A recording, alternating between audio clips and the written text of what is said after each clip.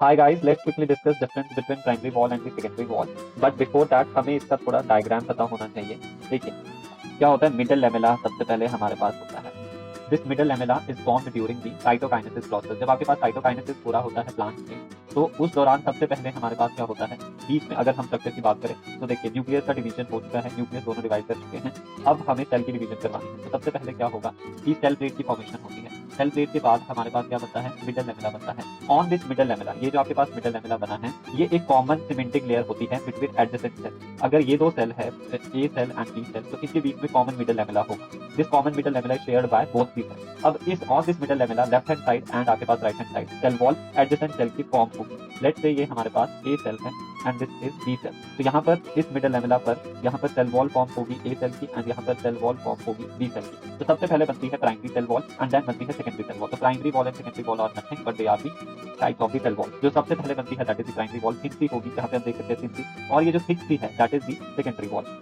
तो primary wall A cell B cell की यहाँ पे फॉर्म हुई, this is the primary wall of a cell. Now इस पे हमारे पास मैक्रोफिब्रिल डिपॉजिट होंगे ऑफ दी सेकेंडरी वॉल। ये सेकेंडरी वॉल हमारे पास है जो कि मल्टी लेयर्ड हमें देखने को मिल सकती है। अब इस सेकेंडरी वॉल के बाद फिर हमारे पास फाइनली प्लाज्मा मेम्ब्रेन आती है। तो आई होप आपको पता लग गया होगा कि सेल वॉल एक्चुअली बनती कैसे है। Now the differences are, primary wall जो है वो सिंगल एंड थिन होगी, secondary wall multiple and thin layered होती है।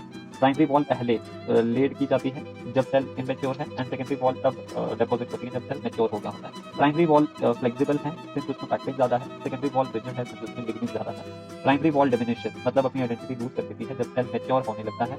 एंड क्यों ऐसा होता है देखो, क्योंकि प्राइमरी वॉल में पैक्टिन प्रेजेंट है और जब मैच्योर होने लगता है तो प्लांट में पैक्टिनियस एंजाइम होता है जो कि पैक्टिन को डिसॉल्व कर देता है। That's why primary wall diminish हो जाती है, सेकेंडरी वॉल इंटैक्ट रहती है। प्राइमरी वॉल जिस मेथड से फॉर्म होती है उसे बोलते हैं हम गैप फिलिंग और infusion method, and secondary wall layer after layer method जिसे हम एक्रीशन मेथड भी कहते हैं। यहाँ पे आप देख सकते हैं ना, ये हमारे पास पहली लेयर बनी, ये पहले ऐसे मैक्रोफिब्रिल डिपॉजिट हुए, फिर इसके 120 डिग्री से हमारे पास नेक्स्ट लेयर के मैक्रोफिब्रिल डिपॉजिट हुए। जबकि प्राइमरी वॉल कैसे हुई कि यहाँ पे पहले इतना सा गैप होगा, वो फिल हो जाएगा, फिर आगे आपके पास गैप खुलेगा, फिर वो फिल हो जाएगा। ठीक है, दैट्स व्हाई उनके नाम दिए गए हैं। प्राइमरी वॉल जो है वो यूनिफॉर्म होती है, सेकेंडरी वॉल नॉन यूनिफॉर्म होती है। क्या मतलब है कि प्राइमरी वॉल में कोई भी आपके पास ऐसा गैप देखने को नहीं मिलेगा, सेकेंडरी वॉल में कुछ आपको ऐसे गैप देखने को मिलेंगे, गैप रहेंगे। क्यों? बिकॉज प्राइमरी वॉल तो पैक्टिन की बनी है, ठीक है, पैक्टिन की बनी है, और सेल बी से लेट से सेल ए में कुछ सब्सटेंस मूव करना है, तो वो प्लाज्मा मेम्ब्रेन को क्रॉस कर देगा, ठीक है, कर देगा।